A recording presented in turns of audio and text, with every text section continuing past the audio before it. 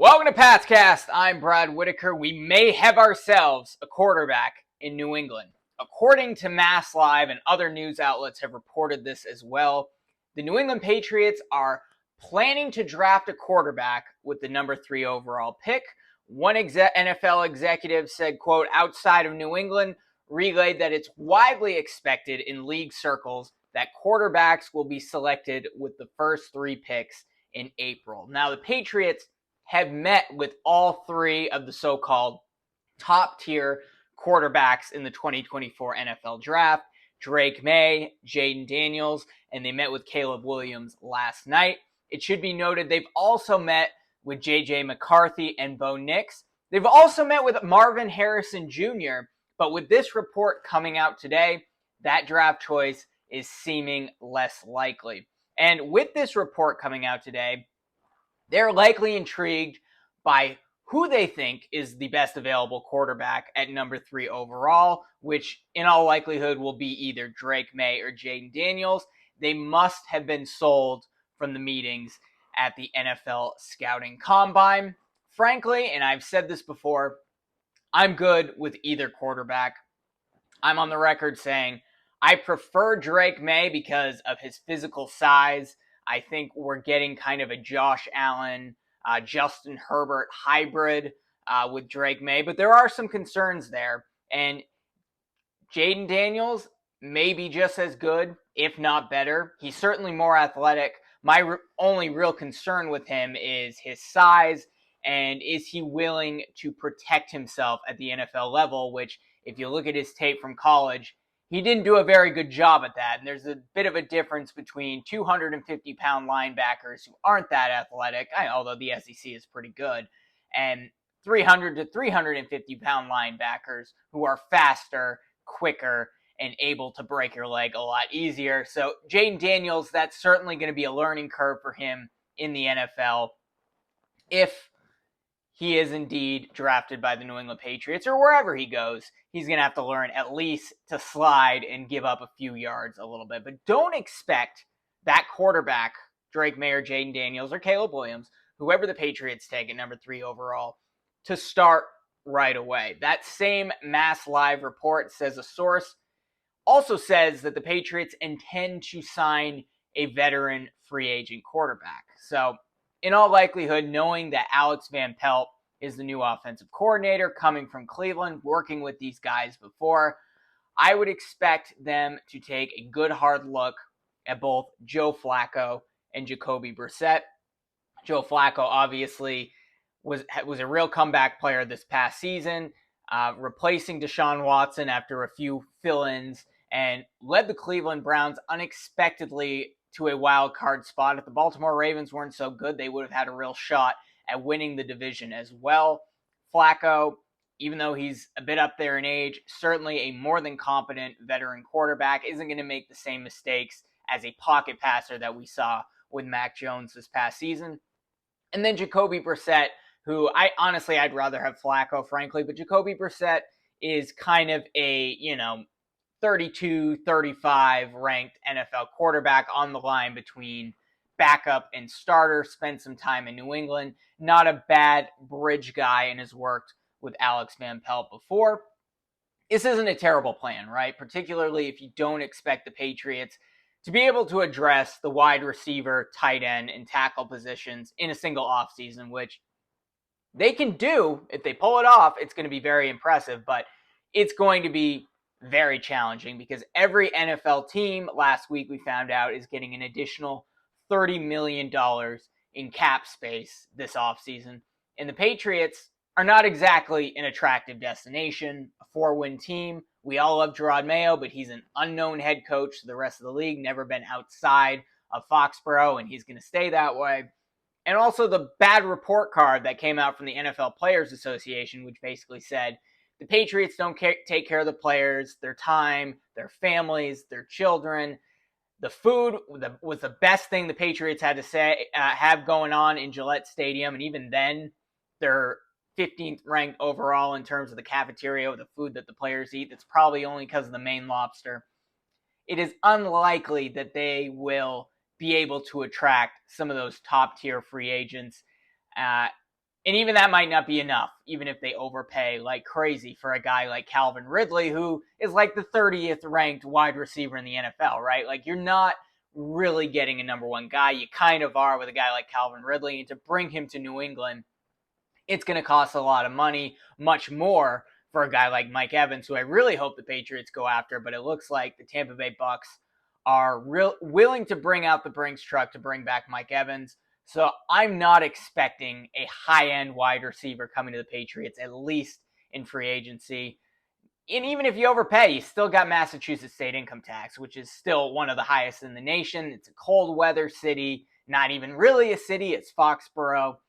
Patriots are going to have a hard time attracting free agents. Now, I've certainly made the argument with the NFL draft that the Patriots should highly consider drafting Marvin Harrison Jr. I get the argument. He's a dessert. He's not an entree.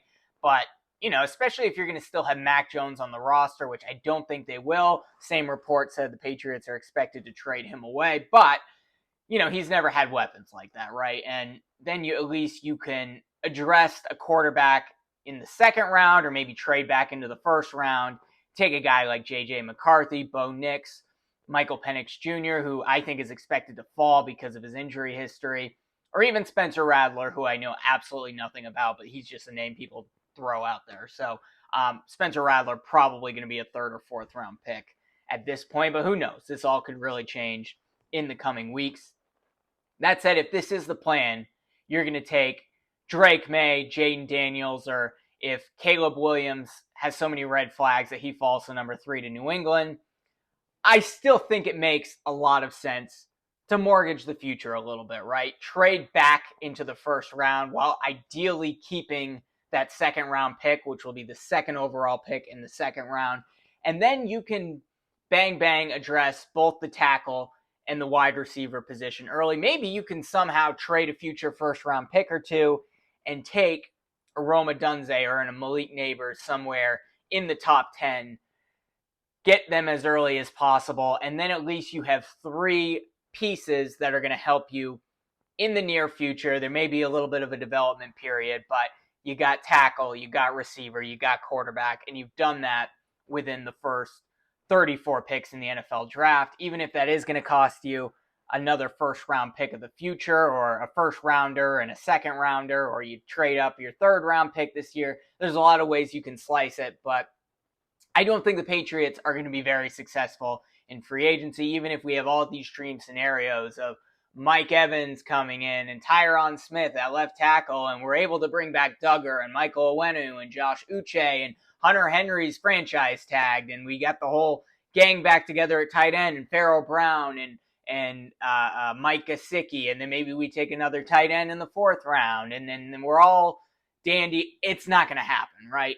Again, New England, not an attractive place right now. Everyone sees this as a declining franchise. And Elliott Wolf, the de facto GM, and Jerod Mayo really had their work cut out for them to make this work.